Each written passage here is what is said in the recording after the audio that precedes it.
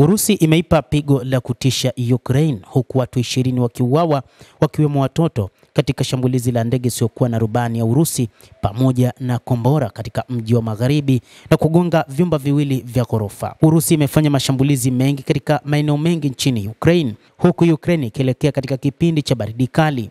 Maafisa wa Ukraine wanasema mashambulizi yamefanywa katika maeneo mengi huku raia 66 wakijeruhiwa, 16 kati yao wakiwa ni watoto, polisi ilisema katika moja ya mashambulizi mabaya zaidi ya Urusi magharibi mwa Ukraine tangu vita vikali kuanza mnamo Februari mwaka 2022. Maeneo mengine yaliyoshambuliwa ni pamoja na mikoa miwili ya magharibi ilipigwa, Lviv na Ivano-Frankivsk, na shambulio la ndege isiyokuwa na rubani ililenga wilaya 3 za mji wa kaskazini mwa Kharkiv na kujeruhi zaidi ya watu 30. Picha za mtandaoni zimeonyesha majengo na magari yakiteketea. Kukatika kwa umeme kulikuwa kukiathiri baadhi ya mikoa kote nchini Ukraine. Wizara ya nishati ya Ukraine ilieleza.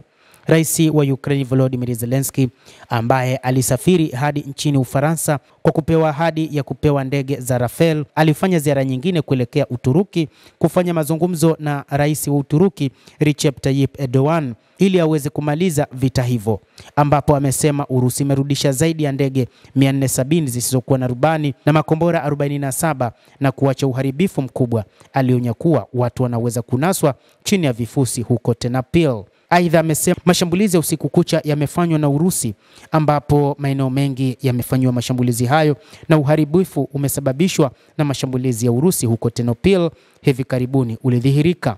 Video iliyoshirikiwa na Zelensky ilionyesha kuwa moja ya vyumba viwili vya ghorofa vilikuwa vimeingia ndani kabisa. Waziri wa mambo ya ndani Ihor Klimenko alisema ilikuwa imeharibiwa kati ya ghorofa 3 na ghorofa ya 9.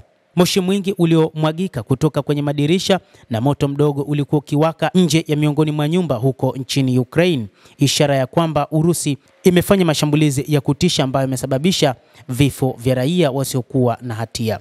Zelensky amekuwa akilani mara kadhaa juu ya namna Urusi chini ya Rais Vladimir Putin inavyofanya mashambulizi yake ya kuua raia wasiokuwa na hatia tangu kuanza kwa vita hivyo. Inadaiwa pia kwamba kumekuwa na wingu kubwa la moshi lililoinuka kwa mbali nyuma ya kanisa huko Ternopil, huko ving'ora vikisikika vikilia kote katika jiji. Miundombinu ya nishati, usafiri wa kiraia iliharibiwa. Maghala ya Ukraine pia yameharibiwa. Sekta nishati pia imeharibiwa vibaya.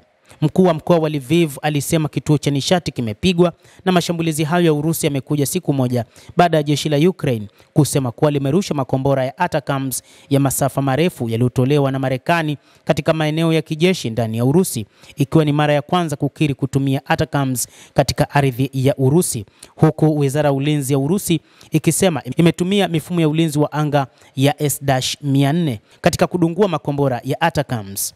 Wizara ya Ulinzi ya Urusi ilishutumu Ukraine kwa kurusha makombora 4 katika mji wa kusini wa Voronezh, lakini ikasema yote yamedunguliwa na ulinzi wa anga wa taifa hilo la Kirusi. Bado vita nchini Ukraine inaendelea na mashambulizi yanaendelea kila upande. Wakati Zelensky anaelekea katika mji mkuu wa Uturuki Ankara katika jaribio la kufufua azma ya Marekani ya kumaliza vita, amefanya mazungumzo na Rais Recep Tayyip Erdogan, huku kukiwa na ripoti kwamba mjumbe maalum wa rais wa Marekani Donald Trump, Bwana Steve Witkoff, amekuwa akifanya kazi mpango na mwenzake wa Urusi Kirill Dmitriev juu ya namna watakavyoweza kumaliza vita hivyo. Ikulu ya Kremlin ilisema hakuna mwakilishi wa Urusi atakayejiunga na mazungumzo hayo mjini Ankara, na msemaji Dmitry Peskov alikataa kutoa maoni yake kuhusu ripoti ya vyombo vya habari kwamba Marekani na Urusi zimekuwa zikifanya kazi kwa siri katika mpango wa kumaliza vita ya Ukraine.